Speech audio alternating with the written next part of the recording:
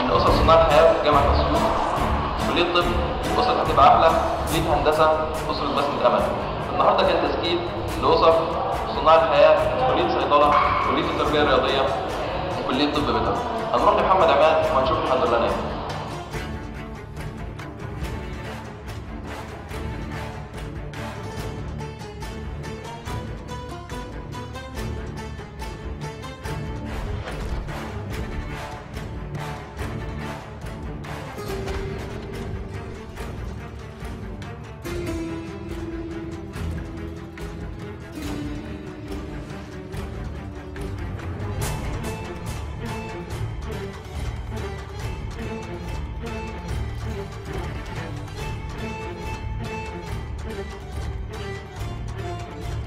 زي ما شفتوا معانا ده كان تقرير صور بس عن اللي كان بيحصل في تسجيل كل اسر صناع الحياه على مستوى الجامعه.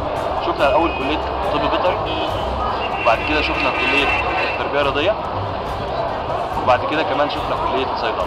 حاولنا نسال الشباب اللي كانوا بيسجلوا في اسر صناع الحياه عن انطباعاتهم، شايفين ازاي بكره، شايفين صناع الحياه هنا في الجامعه. اول سؤال كان معانا، هم اشتغلوا في نشاط اسري قبل كده ولا لا؟ اشتغلوا في نشاط على مستوى الجامعه؟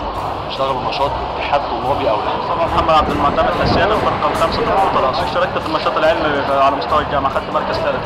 انا عبد الحافظ، كليه طب بيطري، الفرقه الخامسه. انا بشترك في نشاط الجواله كل سنه يعني في طب بيطري. انا عاطف عبد الحميد ان شاء الله. اشتركت طبعا في الممثلين بتوع مطالب الثوره، دفعتنا تانية صيدله. محمد عبد الفتاح ابو لوفا طائر. ما فيش غير هو اشتغل نشاط ليه؟ او هو حتى ما اشتغلش نشاط ليه؟ يعني بيساعد، بيبقى في تفاعل، بيعمل تفاعل بالطلاب، يعني بيخليهم يفهموا الحياه اكثر يعني.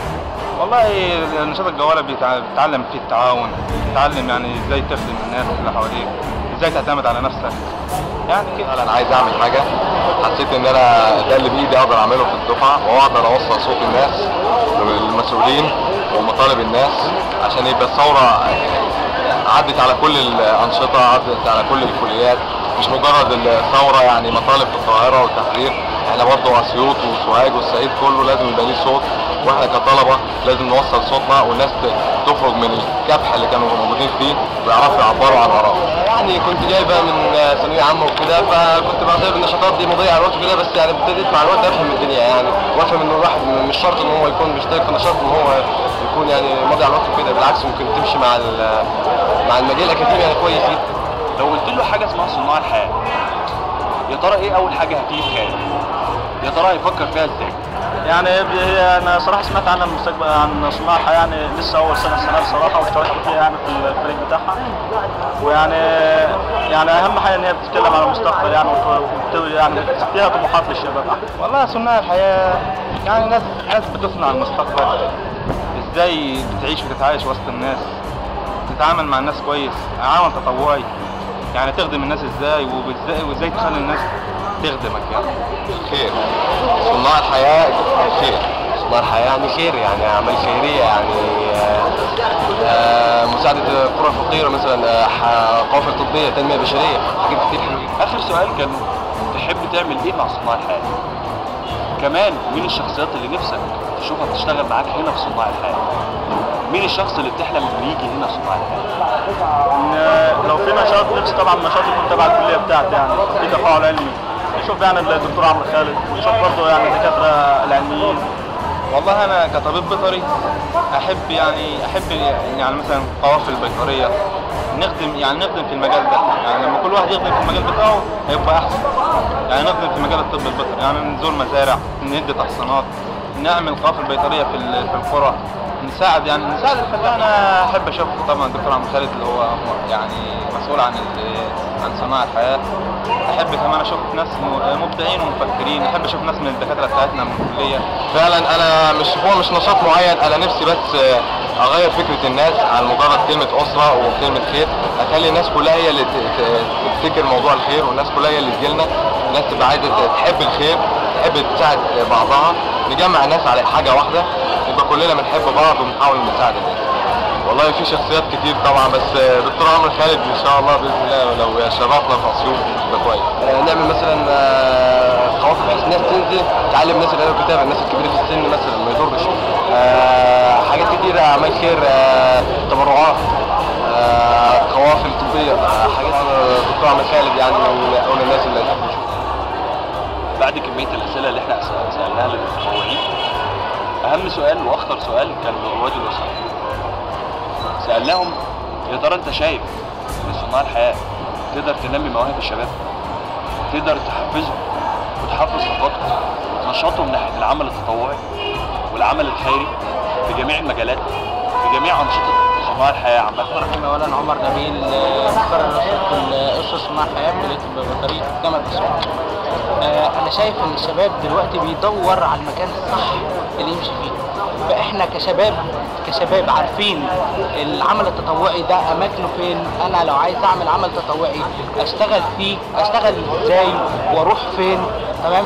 مثلا في صناع الحياه، جمعيه صناع الحياه، ما في الشباب اللي مشاركه في جمعيه صناع الحياه هم اللي يعرفوا جمعيه صناع الحياه. فاحنا مشروعنا ده مشروع الجامعه هو اللي هيعرف الناس، تمام، هو اللي هيعرف الناس مين هم صناع الحياه وبيشتغلوا ازاي، هيعرف الناس ازاي يشتغلوا عمل تطوعي، هيعرف يعني مثلا اما انا اروح اجيب واحد في سنه اولى لسه ما يعرفش اي حاجه، لسه داخل جامعه جديد، واعرفه اقول له تعالى اشتغل معايا عمل تطوعي، اذا كنت هعمل معرض، اذا كنت هعمل عمل خيري، اذا كنت هروح مع ملجأ ايتام، اذا كنت مشاريع صناع اللي انا عايز انميها في الجامعه وعايز اعرفها للجامعه وعايز اعرفها للناس.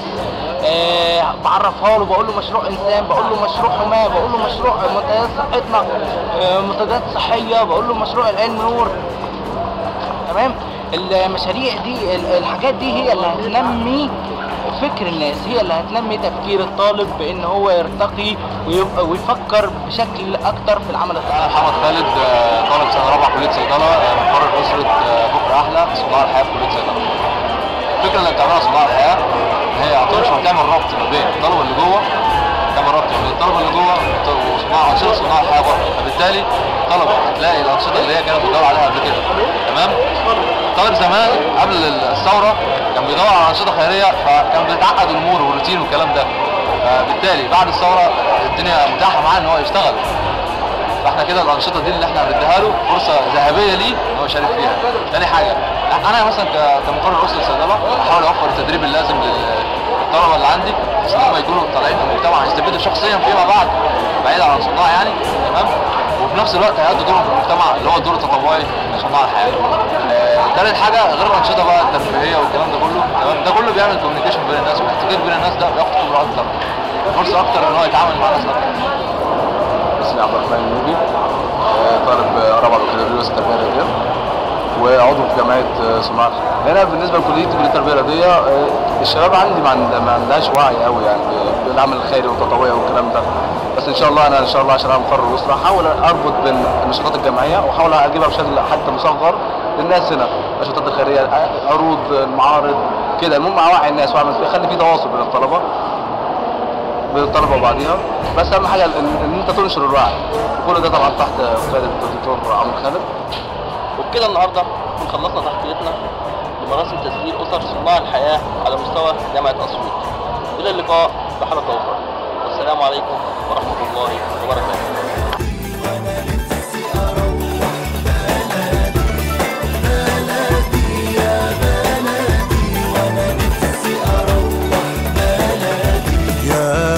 على الصعيدة كرمة ومحبة زايدة وقلوبهم شمعة جيدة